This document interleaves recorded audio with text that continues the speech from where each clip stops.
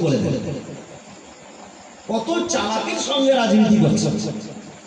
এই জায়গাতে হানি বিন উরওয়ার কথা কাজী সারা গেলেন, হানি বিন উরওয়াকে দেখলেন, দেখার পরে হানি বিন উরওয়া বললেন, শোনো আমার সংবাদও একটা দিও। সেই সংবাদটা কি? সেই সংবাদ হচ্ছে এটা যে সে যেন আমার বাড়ি থেকে ইবনে রাসূল অর্থাৎ মুসলিম বিন আকিলকে আমার বাড়ি থেকে যেন চলে যায়, সে যেন সুরক্ষিতভাবে এখান থেকে চলে যায়, আর ইমাম হোসেন যেন না আসে। আর তাদেরকে বলে দাও যে আমার অবস্থা ইয়াজিদ ইবনে জিয়াদ আমার অবস্থা খুব খারাপ করে রেখেছে, এই সংবাদটুকু আমার দিও। কিন্তু ইবনে জিয়াদ কম চালাক, লোকের সামনে গিয়ে এই কাজী সারা যেই পরিস্থিতিতে দেখলো সেই পরিস্থিতি যদি বয়ান করে দেয় তবুও গভর্নর হাউসকে রাখবে না। 18,000 লোক এসেছে, আর সেই সময় ইবনে জিয়াদের কাছে মাত্র 50 জন লোক, খুব বেশি লেখা আছে যে 30 জন আছে সিপাহী আর কয়েকজন মুরব্বী লোক ওই গ্রামের রওসারা সব ছিল। এই পরিস্থিতিতে লোকও তার কাছে নাই, ফোর্সও নাই। সেই সময় ইবনে জিয়াদ একজন লোককে তার সঙ্গে পাঠালো কাজী সারার সঙ্গে, এবং কাজী সারাকে হুকুম করা হলো আপনি শুধু ততটুকু বলবেন যতটুকু আমি আপনাকে বলতে বললাম। কতটুকু বলবেন? যতটুকু আমি বলতে বললাম ততটুকু বলবেন, তার চাইতে বেশি বলবেন না।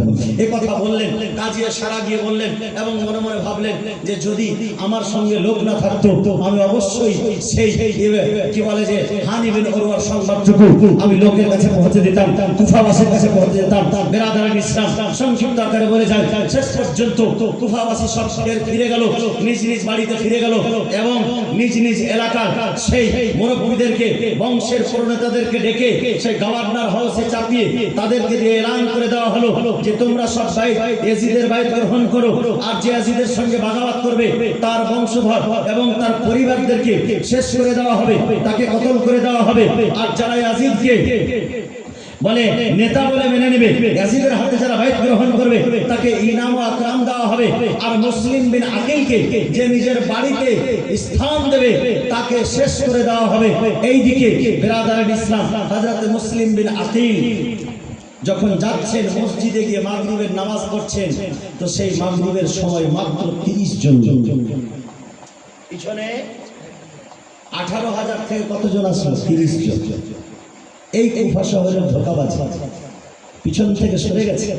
ওই 18,000 লোক যদি সেই সময় থাকতো ইমামের সঙ্গে, এই ইবনে জিয়াদের ক্ষমতা ছিল এদেরকে টুকরো টুকরো করে দিত। কিন্তু তারা পিছনে সরে গেল। সরে যাওয়ার পরে ইমাম হোসেন রাদিয়াল্লাহু তাআলা নামাজ পড়ে যখন রাস্তা নিয়েছেন, পিছনে তাকিয়ে দেখছেন নামাজের পরে ওই 30 জন নাই, একাই। সংক্ষিপ্ত আকারে বলছি, সেই জায়গাতে একাই হয়ে যাওয়ায় রাস্তা দিয়ে যাচ্ছেন, যার বাড়িতে খবর আওয়াজ দিচ্ছেন আমি ইবনে রাসূল, আমাকে একটু থাকার জায়গা দেওয়া হোক, আমি একজন মুসাফির। কিন্তু যেই দেখছে দরওয়াজা বন্ধ করে দিচ্ছে, হযরত ইমাম মুসলিম রাদিয়াল্লাহু তাআলা কলিজাটা ফেটে গেল। আমি যেই জায়গাতে আসলাম আমার হাতে 18,000 মানুষ বাইত গ্রহণ করলো, আর এই মুহূর্তে এই কিছুক্ষণের মধ্যেই তারা আবার উল্টে গেল। এখন ইমাম হোসেনকে যে আমি চিঠি করেছি, ইমাম হোসেন হয়তো রাস্তাতে হবে, ইমাম হোসেন হয়তো চলে আসবে, তাকে কিভাবে আমি আটকাবো, তাকে কিভাবে আমি থেমে দেবো?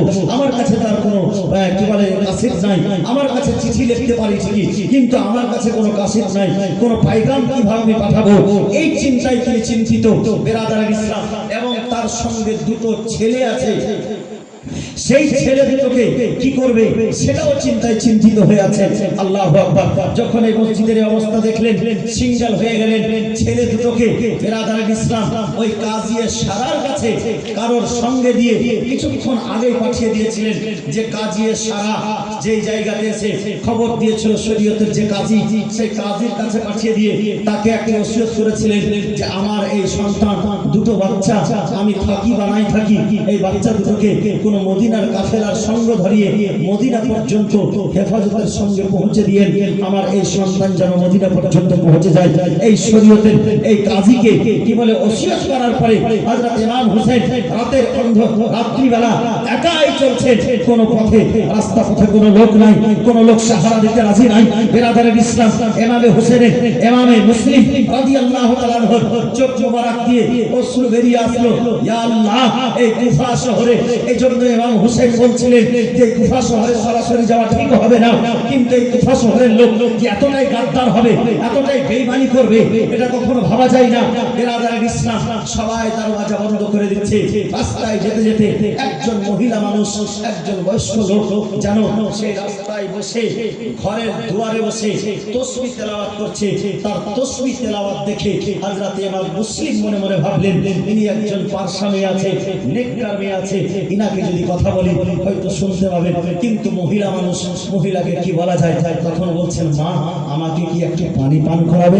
আহা, ইমাম মুসলিম যার হাতে একটু আগে তিনি পীর ছিলেন, 18,000 লোক তার হাতে বাইত গ্রহণ করলেন। আর কুফা শহরে এই মুহূর্তের মধ্যে ইমাম মুসলিমকে ভুলে গিয়ে তারা সব দুয়ার পর্যন্ত বন্ধ করে দিয়েছে। আল্লাহ, বেরাদারের ইসলাম ইমাম মুসলিম পানি চেয়েছেন, বলে হ্যাঁ বসো বাবা, আমি পানি নিয়ে এসে দিই। পানি যখন নিয়ে এসে দিচ্ছেন, চেহারা মোবারক সুন্দর, ইসলামিক পোশাক, জিজ্ঞাসা করছেন, বাবা তুমি কোথায়কার, কোন বংশের লোক, কোথায় তোমার বাড়ি?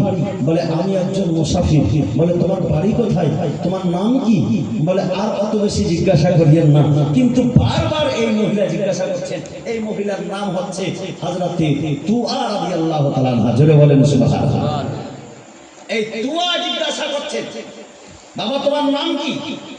তিনি বলছেন, শেষ পর্যন্ত তার কথায় বাধ্য হয়ে বলছেন যে আমি হচ্ছি মুসলিম বিন আকিল, আমি হচ্ছি ইমাম হোসেনের নাইব, ইমাম হোসেনের ভাই, আকিলের সন্তান, আবু তালিবের নওয়াসা, আবু তালিবের পোতা, আমি হচ্ছি কুরাইশ বংশের সন্তান।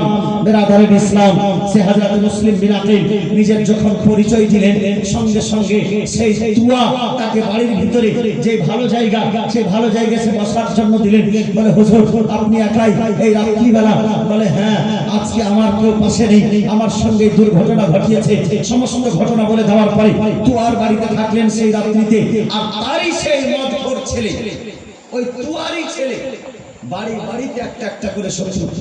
এই তুয়ার ছেলে গভর্নর হাউসে ঘোষণা হয়েছে যে মুসলিম বিন আকিলের খবর নিয়ে এসে দেবে, তাকে 1000 আশরাফি দেওয়া হবে।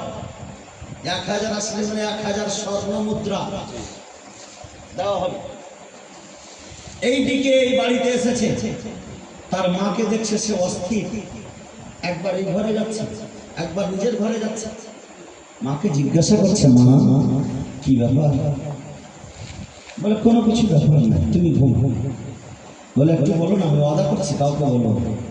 বলে জানো আজকে আমার খুব ভাগ্য, আজকে আমি একজন আওলাদে রাসূল, নবী বংশের ফুল, আজকে আমি হোসেনের ভাই ইমাম মুসলিমকে আমার বাড়িতে খিদমত করার জন্য পেয়েছি। জোরে বলেন। খুশি হয়ে মা সন্তানকে বলছে, কিন্তু এই বেটার ভাত আর হজম হয় না। 1000 আশরাফি পাওয়া যায়। সকাল হতে না হতে ইবনে জিয়াদের দরবার যে উপস্থিত, এই 1000 আশরাফির লোভ লালসায় সে মুসলিম বিন আকিলের কথা বলে দিল। কাকে? ইবনে জিয়াদকে। ইবনে জিয়াদ সঙ্গে সঙ্গে গ্রেফতার করার জন্য 500 ফৌজ পাঠিয়েছে। 500 ফৌজ এসে তুয়ার বাড়িতে ঘেরাও। ইমাম মুসলিম ফজরের নামাজ পড়ে সালাম ফিরিয়েছে। কিন্তু রাত্রিবেলা ইমাম মুসলিম কান্না করেছেন, কারণ নানাজানকে স্বপ্নে দেখেছিলেন। জোরে বলেন সুবহানাল্লাহ। এই নানাজানকে স্বপ্নে দেখায়, হযরত ফাতেমাকে স্বপ্নে দেখেছেন, আলীকে স্বপ্নে দেখেছেন। নানাজান বলছেন, মুসলিম তুমি চিন্তা করো না, তুমি খুব তাড়াতাড়ি আমার কাছে চলে আসবে। এই কথা যেমন শুনে নেওয়া, স্বপ্ন থেকে উঠে কান্না করেছিলেন। ফজরের নামাজ পড়লেন, নামাজ পড়ার পরে যেমন সালাম ফিরিয়েছেন, ঘোড়ার আওয়াজ পাওয়া যাচ্ছে, ঘোড়ার টাপের আওয়াজ পাওয়া যাচ্ছে। বুঝতে আর বাকি থাকলো না, ঘরের ভিতরে মানুষ ঢুকেছে, সিপাহীরা ঢুকেছে। ইমাম মুসলিমের সঙ্গে পেরে উঠছে না। ইমাম মুসলিম একাই যেন মনে হচ্ছে বেরাদার, খালি হাতে তাদের সঙ্গে যুদ্ধ আরম্ভ করে দিয়েছে। ইমাম মুসলিম শেরে বাব্বারের মতো বেরাদার কুরাইশ বংশের সন্তান, আলীর বংশধর বেরাদার ইসলাম, সেই হাদিসে ইমাম মুসলিমকে কেউ থামতে পারছে না। শেষ পর্যন্ত ইমাম মুসলিমকে তারা বলছে, আমি আপনাদের সঙ্গে, আমরা আপনার সঙ্গে যুদ্ধ করতে আসিনি, আপনার সঙ্গে ঝামেলা করতে আসিনি। ইবনে জিয়াদ আপনাকে ডেকেছে, আপনি যান, আপনি চলেন। আপনি যাওয়ার পরে যদি কথার মাধ্যম দিয়ে সমস্যার সমাধান হয়ে যায় তো সবচাইতে ভালো হবে। ইমাম মুসলিম চিন্তা ভাবনা করে বেরাদার ইসলাম শেষ পর্যন্ত তাদের সঙ্গে বের হলো।